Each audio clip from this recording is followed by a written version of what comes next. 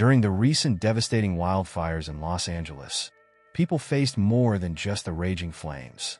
They encountered something unexplainable. These stories were sent to us by witnesses who experienced strange and chilling events firsthand. Was it just stress and imagination, or is there something more to it? You decide. The world outside my window was ash and chaos, the kind of apocalyptic scene you'd expect in a movie, not real life. The wildfires have been raging for days, but last night, the Santa Ana winds turned them into something monstrous. Flames raced down the hills of Pacific Palisades, licking at the edges of the neighborhoods, and evacuation orders came swiftly, yet not swiftly enough for everyone. I had packed most of what I thought I'd need: my laptop, some clothes, a box of old photos. The essentials. But as I stood in my living room, the air heavy with the scent of smoke, a sense of hesitation wrapped itself around me like a cold shroud. There was this pressure in the house, the kind of stillness that makes the hairs on your neck stand at attention. It wasn't just the fire making me uneasy. "Leave now," a distant voice boomed from a loudspeaker outside. The fire crews were moving through the streets, urging stragglers like me to go. I slung my backpack over one shoulder and reached for my keys. That's when I heard it, a whisper. Faint, almost imperceptible over the hum of the sirens and the distant roar of the wildfire. "Stay," it said. I froze. The voice wasn't from outside. It came from behind me, from the hallway leading to the bedrooms. "Stay," it repeated, this time louder. It was low, raspy, and definitely not a voice I recognized. Every instinct screamed at me to run, but curiosity, or maybe sheer stupidity, got the better of me. I turned toward the hallway. The air felt heavier, colder, as I stepped closer. Shadows danced along the walls, but the fire wasn't near enough for the light to reach here. I crept toward my bedroom, my breath hitching with every step. The whispering continued, though now it wasn't just a single voice. There were others, overlapping, merging into a cacophony of hisses and murmurs. It sounded like dozens of people all speaking at once, but none of it made sense. The only word I could pick out was "stay," over and over. The door to my bedroom was slightly ajar, the same as I'd left it. But as I pushed it open, the room wasn't how I'd left it at all. My neatly made bed was torn apart, sheets crumpled and thrown onto the floor. The mirror above my dresser was cracked, though it had been fine earlier.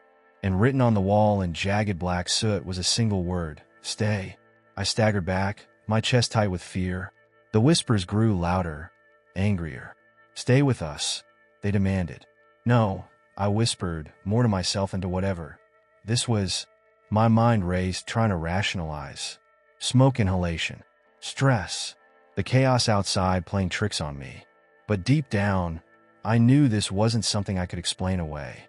The room grew colder still, freezing despite the heat radiating from the fire outside. My breath puffed in front of me in little clouds. And then I saw them. Figures. Shadows. They emerged from the corners of the room, their shapes human but wrong. Too tall, their limbs stretched unnaturally, their faces obscured by a swirling darkness. They moved toward me, their mouths open in silent screams. "You're ours now," one hissed, its voice reverberating in my skull. I turned and bolted. My feet barely touched the floor as I raced down the hallway, through the living room, and out the front door. Outside, the air was hot and choking, but I didn't care. I stumbled to my car, threw my bag inside, and started the engine with shaking hands. As I sped down the street, I glanced back at the house. Flames were creeping closer, the orange glow highlighting the familiar shape of my home. But in the window of my bedroom, I saw them, those figures watching me. One raised a hand, pressing it against the glass. The soot around its fingers spelled out that same word, "Stay." I didn't look back again. The evacuation center was a madhouse of displaced families, firefighters, and volunteers. I sat in a corner, clutching a cup of lukewarm coffee, trying to make sense of what had happened. The rational part of me wanted to write it off as stress or hallucination. But every time I closed my eyes, I saw those shadowy figures. I heard their whispers. And then, as if to prove it wasn't over, my phone buzzed. A text notification lit up the screen. It was from my own number. "Why didn't you stay?" My hands trembled as I stared at the message, and as I sat there, the temperature in the room seemed to drop, just a little, enough to make me shiver, enough to make me realize that whatever had been in that house, it wasn't done with me. The fires might have been closing in, but something far darker had already claimed me. They called it a miracle. When the wildfires swept through our neighborhood, it left nothing but charred skeletons of homes and scorched earth in its wake. Everything was gone, everything except one house. Mine. I don't know why my house was spared. The fire had ripped through with no mercy, destroying even the trees that lined the street.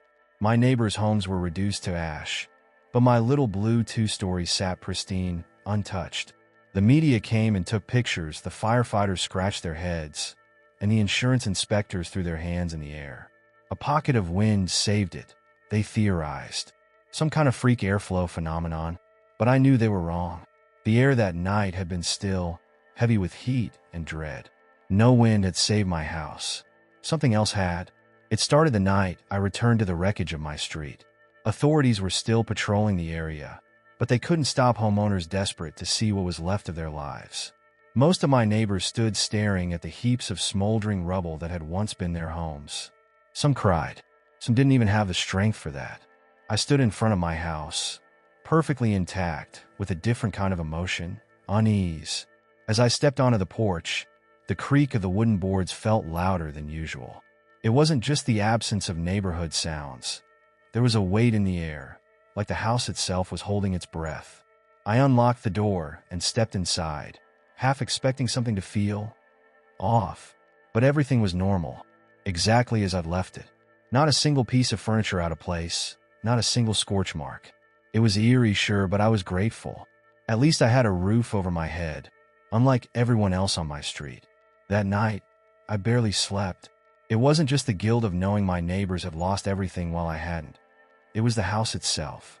I kept hearing noises, a faint scraping sound coming from the attic, whispering that seemed to float through the walls, too quiet to make out. By 2 a.m., I couldn't take it anymore. I grabbed a flashlight and pulled down the creaky attic ladder. The air up there was musty, and my beam of light revealed nothing but dusty boxes and old furniture. Just as I was about to climb back down, I saw it, a single blackened handprint on the wall. It didn't make sense. There had been no fire here. How could there be soot? My flashlight flickered, and for just a second, I thought I saw something move in the corner of the attic. A shadow shifting, a figure hunched over. I slammed the ladder shut and didn't sleep for the rest of the night. The next few days were worse. Strange things started happening around the house. The lights would flicker, even though the electrical system was fine. I'd hear footsteps upstairs when I was the only one home. Doors creaked open on their own, and the air inside always felt colder than it should have despite the heat outside. And then there were the neighbors, or what was left of them. I'd see them sometimes, faces pressed to the soot-covered windows of their burned-out homes. But when I stepped outside to get a better look, no one was there. It was worse at night. I'd hear their voices, calling to me, pleading. "Why you?" they asked. "Why not us?" I tried to tell myself it was just survivor's guilt playing tricks on me, but deep down, I knew it wasn't. Something was wrong with my house. Something was wrong with me. The breaking point came a week later. I woke in the middle of the night to the sound of my smoke alarm blaring. My first thought was the fire had finally come for me, but there was no smoke, no heat, just the alarm screaming and a suffocating sense of dread. I walked down the hall calling out, "Is someone there?" No answer. But as I turned the corner, I saw them. Shadows, just faint outlines of people standing at the end of the hallway, watching me. Their forms flickered like flames, and their eyes burned white hot. "Leave," one whispered. Its voice was a crackling hiss, like dry wood snapping in a fire. I backed away, but the shadows moved closer, their shapes twisting unnaturally. "Leave," they repeated. "This isn't your house." My chest tightened, and the air seemed to grow thicker. I stumbled out the front door and into the yard, collapsing on the scorched lawn. When I looked back, the house was dark. The shadows were gone. The next day, I packed up what little I could and left. I didn't tell anyone the real reason. What could I say? That my house, the only one spared by the fire, didn't want me anymore? That whatever had saved it wasn't saving it for me? I moved to a tiny apartment across town. The house still stands, untouched by time or nature. No one's been able to buy it. Anyone who steps inside says the same thing. It feels wrong. And every so often, when I drive past the old neighborhood, I see it. The house that shouldn't have survived. I swear it's watching me. Waiting. The air in Los Angeles was thick with ash and dread, the wildfire painting the skies an angry orange. The city was a battlefield between nature and man, and we were losing. I had evacuated 3 days ago, but my curiosity and a stupid attachment to my childhood home dragged me back to the ruins of my old neighborhood. The fire was supposed to have consumed everything, but when I got there, I saw something impossible. My family's house was still standing. Every home around it was a pile of blackened debris. Our neighbor's oak tree, the one I used to climb as a kid, was nothing but a skeletal frame. Yet there it was, the house, perfectly intact, its white paint as pristine as the day we moved out. Even the lawn looked green and untouched, as if the inferno had politely sidestepped the property. I should have left. I should have turned around and driven back to the shelter. But I didn't. Something about the house called to me. I parked at the curb, stepping out into the unnaturally cool air surrounding the property. The front door was unlocked, just like we always left it. Inside, the air felt heavy, almost damp, and it carried a faint smell, not of smoke or charred wood, but of something earthy. Decay. I called out, "Hello? Is anyone here?" The sound of my voice echoed through the empty rooms. It felt wrong. Hollow. But still, I wandered deeper into the house. The living room was untouched, down to the family photos still hanging on the walls. I ran my fingers over the couch, the fabric smooth and warm, like someone had just been sitting there. The house wasn't just untouched. It was alive. That's when I heard it. A faint creak from upstairs. I froze. It wasn't the sound of settling wood or wind. It was deliberate, heavy, the sound of footsteps. "Hello." My voice cracked as I called out again. No answer. Against every ounce of common sense, I climbed the stairs, each step groaning under my weight. At the top, the hallway stretched out in both directions, darker than it should have been. The only light came from the window at the end, and even that felt dim, like the shadows were swallowing it. I stepped into my old bedroom. It looked exactly as I'd left it years ago, right down to the faded posters on the walls. But something felt off. The air was colder here, colder than it had any right to be in the middle of a wildfire. Then I saw it, the closet door. It was cracked open, just enough to reveal a sliver of darkness. My chest tightened, my pulse thundering in my ears. It didn't make sense. I hadn't opened that door. I moved closer, my hand trembling as I reached for the handle. The smell of decay grew stronger, almost overwhelming. And then, just as my fingers touched the wood, the door burst open. A figure stood inside. No, not stood, hung. It was me. My own face stared back at me, pale and lifeless, eyes wide with terror. The body was suspended by an old, frayed rope, swinging gently as if it had been there for years. I stumbled back, my scream choking in my throat. The room spun, and when I blinked, the figure was gone. The closet was empty, just a hollow space filled with shadows. I bolted out of the room, down the stairs, and out the front door. My chest heaved as I collapsed onto the lawn. But the house wasn't done with me. The front door slammed shut behind me, the sound echoing like a gunshot. The pristine white paint began to blister, the edges of the house curling and blackening as if the fire had just remembered it was supposed to be there. Smoke seeped from the windows, curling and twisting like ghostly fingers. I ran to my car, fumbling with the keys. As I sped away, I glanced in the rearview mirror. The house was burning now, flames consuming it whole. But through the smoke, I saw them, figures standing in the windows. Not just one, but many. Dozens of them, their faces pressed against the glass, watching me. The house didn't just survive the fire. It fed on it. And as I drove away, the scent of decay lingered in my car, mingling with the faint, unmistakable smell of smoke. It followed me, a reminder that some things are never truly left behind. When the wildfire started, no one thought much of the strange symbols. They were easy to miss at first, buried under layers of ash and debris. But as the flames consumed more of Los Angeles, reports began trickling in. Firefighters, evacuees, and investigators all claimed to have seen them. Strange, twisted markings, burned into the earth at the very heart of the infernos.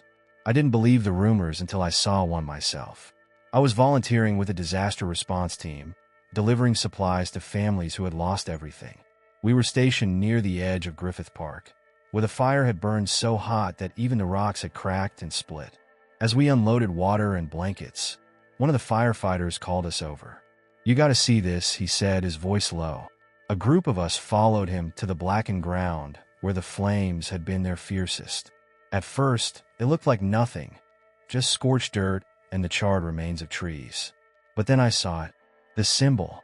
It was huge, spanning at least 15 feet across, a series of jagged, interlocking lines burned into the earth with unnerving precision.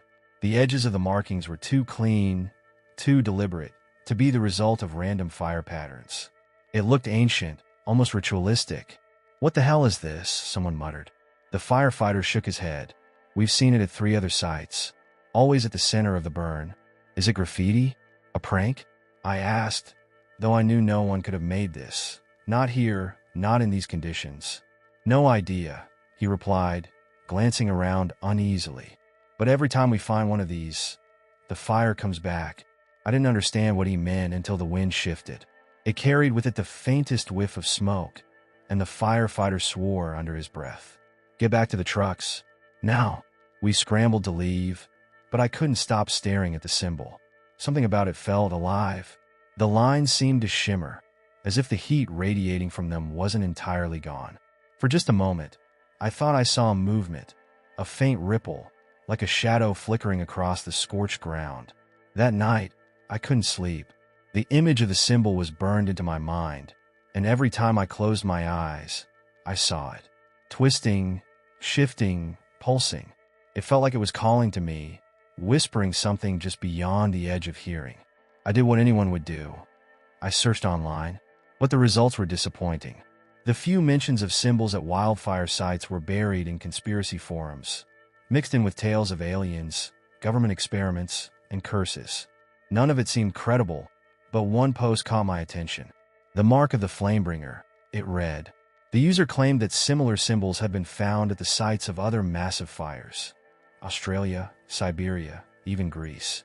They said the markings were older than civilization itself, left behind by something ancient, something hungry. I closed my laptop, telling myself it was nonsense. But deep down, I wasn't so sure. The next day, our team was sent to another burn site, this one near the outskirts of Pasadena.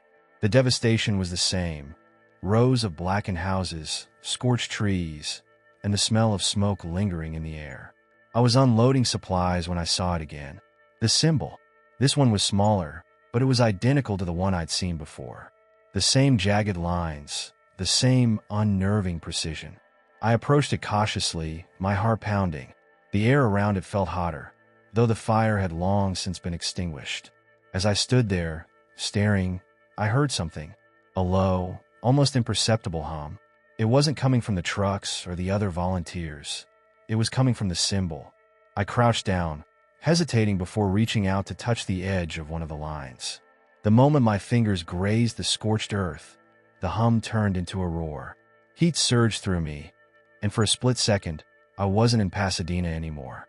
I saw flames, towering, endless flames stretching across a barren landscape. Figures moved within the fire, their shapes indistinct but massive, their eyes glowing like embers. And then I was back. The symbol beneath me was glowing faintly, the lines shimmering with a deep orange light. I stumbled back, gasping for air. I tried to tell my team, but no one believed me. They thought I was dehydrated, stressed from the constant smoke and destruction. But the symbols kept appearing, and every time they did, the fires seemed to grow stronger, more unpredictable. Now, I can't stop seeing them. In the ashes of burned homes, in the cracks of charred pavement, even in the swirling patterns of smoke rising from the hills. They're everywhere, and they're spreading. I don't know what the symbols mean, or who, or what is leaving them behind. But I do know one thing. These fires aren't natural. They aren't just destruction. They're a message, and I'm terrified to find out who it's for. Thank you for watching and diving into these eerie accounts with us. Whether you believe these stories or not, one thing is clear. There's always more to the world than meets the eye. If you've had your own strange experiences, share them in the comments. Stay safe, stay curious, and we'll see you in the next video.